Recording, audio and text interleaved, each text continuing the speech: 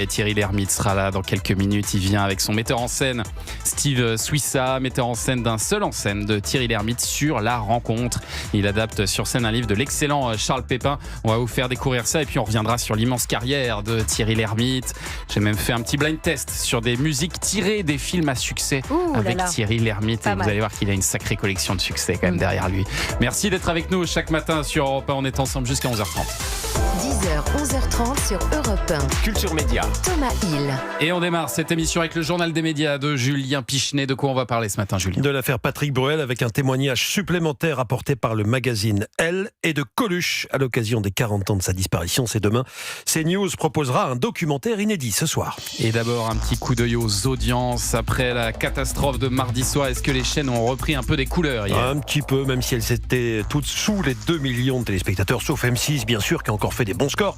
4 millions de supporters devant la rencontre Portugal-République démocratique du Congo, c'est pas mal, hein, et 3 400 000, c'était en deuxième partie de soirée pour le match Angleterre-Croatie. Il faut dire qu'il y a eu une pluie de buts. TF1 est arrivé deuxième avec la série Good American Family, 1 900 000. TF1 encore une fois de plus à la peine, sous les 2 millions.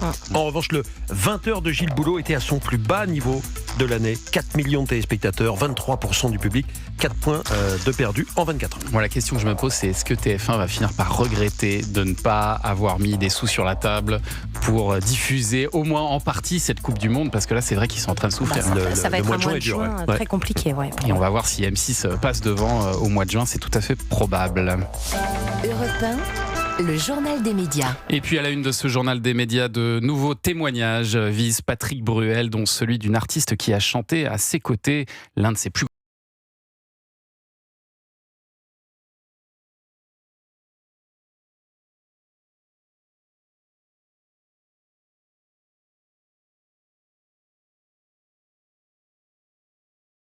c'est celle de Laïla Dorian dans les colonnes du magazine Elle. Cette dernière explique avoir rencontré Patrick Bruel en 1999 lors des victoires de la musique. Quelques jours plus tard, ce dernier lui propose de chanter sur son prochain single au Café des Délices. Ils enregistrent le titre, après quoi Patrick Bruel lui fait part de son souhait de lui écrire des chansons. Il m'a proposé de venir chez lui à Neuilly pour en parler, chanter au piano, précise Laïla Dorian. C'est à ce moment que tout aurait basculé. Patrick Bruel se serait jeté sur elle en l'embrassant et en la touchant de force alors qu'elle lui avait dit qu'elle n'était pas intéressée. Tu sais le nombre de nanas qui rêveraient d'être à ta place, lui aurait lancé à ce moment-là Patrick Bruel. Voilà donc un témoignage d'agression sexuelle supplémentaire. On en est à une trentaine depuis 3 mois. Allez, direction les programmes maintenant avec la chaîne M6 qui va relancer un ancien divertissement alors qu'il n'avait pas franchement cartonné lors de sa première diffusion, mais visiblement ils y croient encore. Vous vous en souvenez, on avait beaucoup parlé de cette émission dans le journal des médias Destination X. Je rappelle quand même le principe, les candidats montent à bord d'un bus aux vitres opaques, ils ne savent pas du tout où ils vont et à chaque arrêt, parce qu'il y a quand même des arrêts, les vitres laissent entrevoir l'extérieur, mais seulement quelques secondes, quelques instants, et les passagers doivent deviner où ils se trouvent avec les maigres indices dont ils disposent. Celui qui s'éloigne le plus du lieu exact se fait éliminer. Pas facile, sympa comme concept. Vous aviez bien aimé, vous, ce concept. Mais oui, c'était une bonne idée. C'est vraiment novateur. En janvier 2024, c'est vrai que les 7 numéros de Destination X, qui étaient présentés par l'acteur Philippe Bas, avaient réuni en moyenne 1 460 000 téléspectateurs. On était à 7% du public. Bon, c'est pas catastrophique, c'est pas non plus dingue. Pas voilà. Pourtant, M6 a décidé de laisser une seconde chance au programme. Il y a une saison 2 qui va être tournée à partir du mois d'octobre. Le casting vient de commencer. Produit par ITV, cette émission. Et alors, ce soir, France 2 va bousculer sa grille pour le président de la République. Cet après-midi, la journaliste Caroline Roux va interroger Emmanuel Macron à l'Elysée pour parler du G7 qui s'est tenu cette semaine. L'entretien avec le chef de l'État sera ensuite diffusé ce soir en prime dans l'émission L'événement, donc en lieu et place d'Envoyé spécial qui au passage fait des tout petits scores. Ces dernières semaines, on est au-dessus du million, enfin guère au-dessus du million, à voir ce que ça donne côté audience. Je rappelle que lundi, l'intervention d'Emmanuel Macron, là c'était dans le journal télévisé de 13h de TF1, n'avait pas créé d'effet de curiosité. En plus, ce soir, il y aura la concurrence du foot avec le match Suisse-Bosnie sur M6 et le retour de la série Zodiac sur TF1. Francis Huster nous en parlait hier dans Culture Média. Ah tiens, je me pose une question, Soisy Castelnera. Quelle vision vous avez de ce couple Macron ? Parce que là, pour le coup, c'est un couple qui dure. Ça va dans votre sens de l'amour toujours. Il y a un couple original, certes, mais qui dure. Ouais. Alors c'est difficile parce qu'on n'est pas à l'intérieur du couple et parfois on nous a quand même donné une image image qui n'était pas très glorieuse de ce couple. Alors je trouve que c'est toujours délicat de se prononcer sur un couple en fait, dont on a juste une image médiatique, mais qu'on ne connaît pas personnellement. On ne sait pas la vérité derrière, bien sûr. Allez, on se pose aussi une question ce matin à la veille des 40 ans de la disparition de Coluche. Est-ce qu'on peut encore rire de tout ? C'est une question que Coluche ne se posait certainement pas. Humoriste populaire, comédien, récompensé, provocateur aguerri.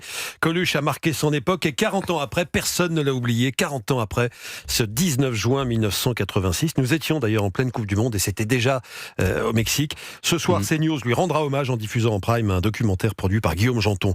Coluche, la liberté de rire, 40 ans déjà. Plusieurs archives et témoignages retraceront la vie et la carrière de Coluche. Comment a-t-il révolutionné l'humour en France et comment a-t-il bousculé son temps? Pourrait-il toujours le faire aujourd'hui? Sa disparition à l'époque avait touché des millions de Français et aussi la grande famille européenne. Il faut savoir qu'il était encore à notre micro tous les après-midi, 3 mois seulement avant sa mort, avec Marie Gildas, qui en ce 19 juin 86 était bien évidemment bouleversée. Écoutez. Je voudrais, Maryse, je sais que pour quelqu'un qui a travaillé 9 mois tous les jours, et pas seulement pendant 1h30 à l'antenne, qui riait, qui nous faisait rire, c'est plus que bouleversant, hein? Oui, et c'est plus que ça parce que on était vraiment devenus amis, je peux le dire, je crois. C'était un grand ami, je l'aimais, c'est quelqu'un de rare qu'on vient de perdre, vraiment quelqu'un de rare. On peut pas s'imaginer à quel point il était rare, ce type. C'était quelqu'un de fantastique, quoi. Et j'ai mal, j'ai très mal, c'est un déchirement. Je peux pas vous dire autrement, c'est réellement un déchirement. Extrait d'un podcast en attendant le documentaire ce soir, un podcast européen. 19 juin 86, la France perd Coluche. Podcast disponible sur le site et l'appli européen. Dans lequel il y aura, dans ce documentaire sur CNews, des interventions de Julien Pichenet, j'espère. Il me semble. J'ai été interrogé en tout cas. Il a été interviewé. Au nom d'Europe 1, bien sûr. Vous n'avez pas été coupé au montage, c'est impossible. Je sais pas, si j'ai parlé 1h10, ce documentaire doit durer 3 quarts d'heure. Donc ils n'ont pas pu parler. Vous avez parlé 1h10. Une allocution.